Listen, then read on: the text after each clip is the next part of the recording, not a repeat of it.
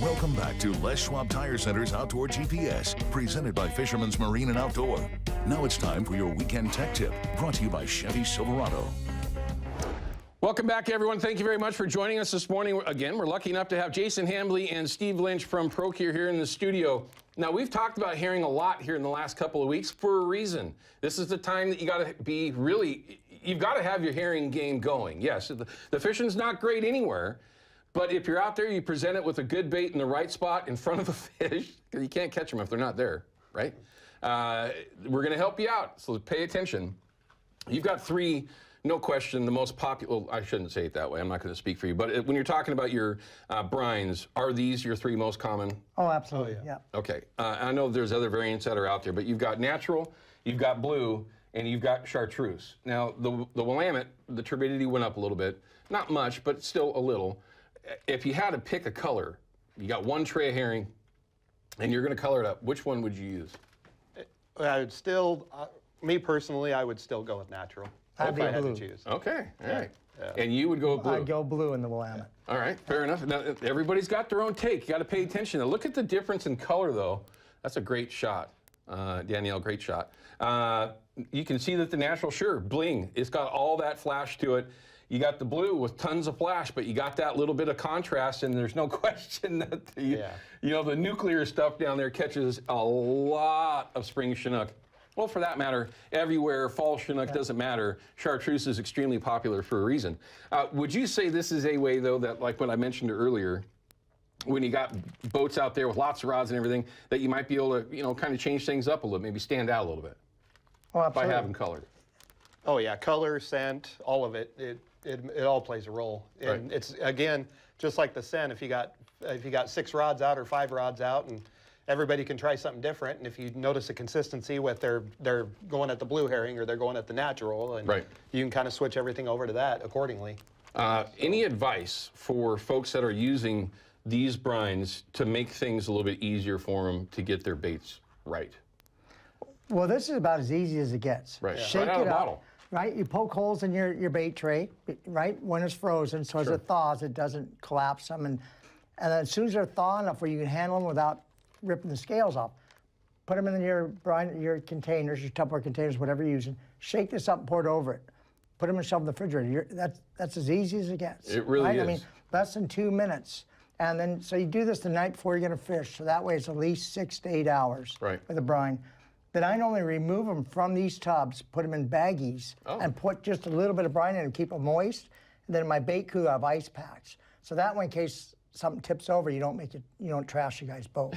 So I've done it. Have you ever done that there? Yeah, Yeah. I think you may have done it a little bit this morning.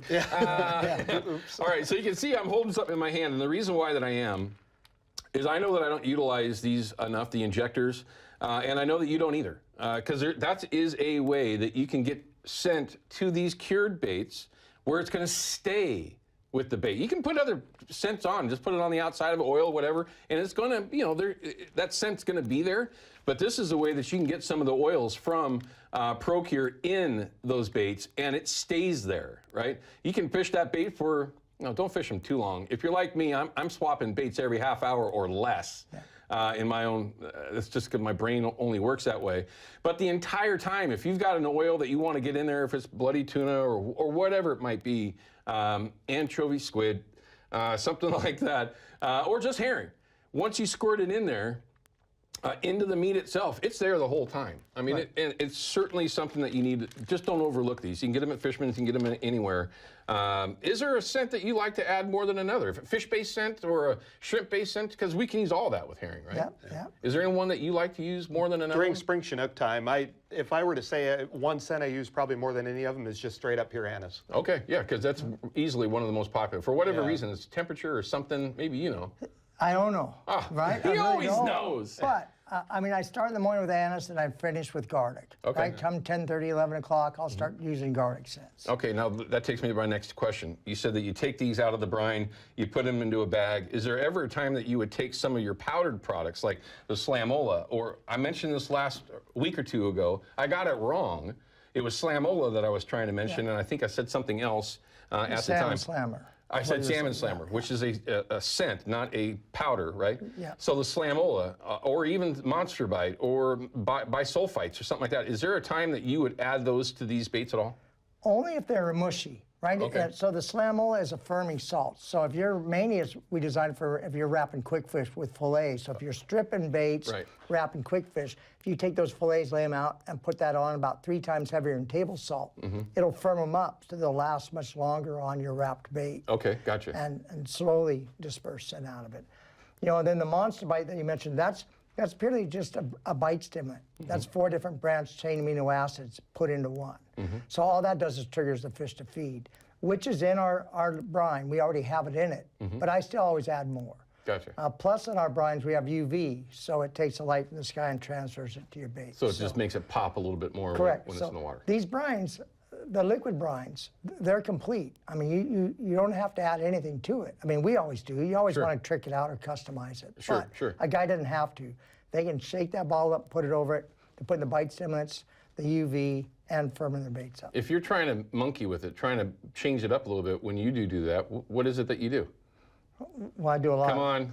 We're adding krill powder. Okay. You know, this is where it gets good. Pay attention. We add a little bit of sodium sulfite. Okay. We're adding the slamola. We're putting it right in the brine. Just, you know, whether it just makes us feel better. I mean, we're just making our bait different than yours. Is all we're trying to do. All right. So you're just trying to add a little bit more to it to change things up a little bit. Okay, and then maybe that falls right back down to what you were saying, 5 different rods, 5 different flavors, you know, with some of the different products on there that might change those, and then you can kind of stick to one. Oh, yeah. Now, we won't set them up, though. We won't, other than krill powder, we won't dump anise in the brine unless we have multiple tubs of it. Sure. So that's where we hand each person their own bottle of scent, and then after they get a takedown or land a fish, then we switch everybody that scent. But each person will have their own bottle with an injector on it to inject their baits. Okay, so it is certainly something to utilize. There's no question about that. Okay, so herring, at least I'm going to say that that's probably the most common bait that people are going to be using right now, end of March going into April. But there are fish being caught on prawns right now. As we speak, I guarantee you somebody's yelling at their rod because they just missed one or got one on a prawn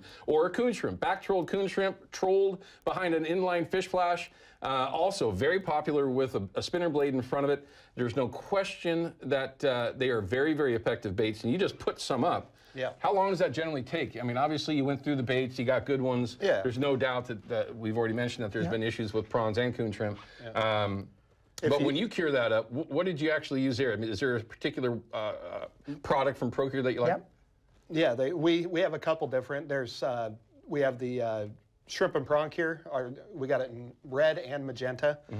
We got that, and also we have the new Keith Archer's Ultimate Shrimp Cure. Okay. Which is what these are done out of. Gotcha. And what I'll do, because it does help to add some salt to it too, which you can see in there. Yeah, there's quite a bit of it. Yeah, because it's not there's more chemicals than there is salt. Sure. So it'll get you close to 100% solidity, but that rock salt just helps kind of firm that shell up and just finalizes the deal. Which is hugely important. Yeah. I mean, those baits are fragile. I mean, they're super durable. Once you place your hooks in them correctly and do everything that you're supposed to do, they'll actually fish for quite a while, but they are, in the end, they're very finicky. I mean, you can screw one up in a hurry. Yep. That's where I would say, don't be shy. If it's not perfect, get rid of it and put another bait on. And if that one isn't right, maybe you're going for a roll or something, whatever it is, everybody's got their own thing. If it's not right, don't save bait, burn the bait and have the best offering that you can. I mean, these fish are few and far between, even when they're thick, if that ever happens again. I mean, it's hard enough to get them to go. Make sure you have the best bait that you can. And that's one of the things that gets in my head, especially with herring, with anything, quite honestly. We talked a little bit about eggs, before the show. If my confidence level isn't there, my brain will screw with me the whole time. Oh, yeah. And I just can't get things right. Would you agree with that, though? I mean, is that something that we have to pay attention to? You need confidence in what you're doing, or like you said, you're just not there. It's frustrating. Another one, along with the injectors, is I've been using a little bit of this the last handful, 2 or 3 years, quite honestly, and I added some into my brine this week as well. What do you think? We do the same. With all these? You bet. I always take a scoop, I'm not sure the exact amount, probably maybe a third to a half a cup of this, and put it in each one. Oh. And this is what we bet our bait on. So each container is going to be a little different. So there could be crawfish, tuna, herring, anchovy, who knows? Yeah. We just, instead of throwing it away, we're capturing it and then putting it up in pint containers, but that changes your bait from the guy next to you. Right. And plus it helps firm the baits up as well. I was just about to say, it's going to help those baits be a little bit firmer. And don't be scared if some of these baits start to shrivel on you. When they do get into the water, it takes very little time for them to puff back up. But if you're not confident with it, cut another bait, right? It's just one of those things. But the bait spice, like Steve just mentioned, each one of them is a little bit different based on what those baits were that were sitting on these, right? Correct. Mark it, okay? Just don't ask me how I know, because if you don't know which one it was, it'll drive you crazy, right? It's just one of those things, just keep it in mind, mark it. Which one is it that you were using so that you know the next time that you put your baits up to use that particular one that you may have been successful with in the past. Okay, we didn't even have the time to talk about prawns, coon shrimp, or eggs. We're going to do that when we come back. Don't go anywhere. We've got that opportunity with these guys here in the studio. We're going to take advantage of it in just a couple minutes. Stick with us here on KPTV. Outdoor GPS is brought to you by Yakima Bait, steeped in tradition, innovation, and fishing success. And by Procure Bait Sense, ruthlessly effective.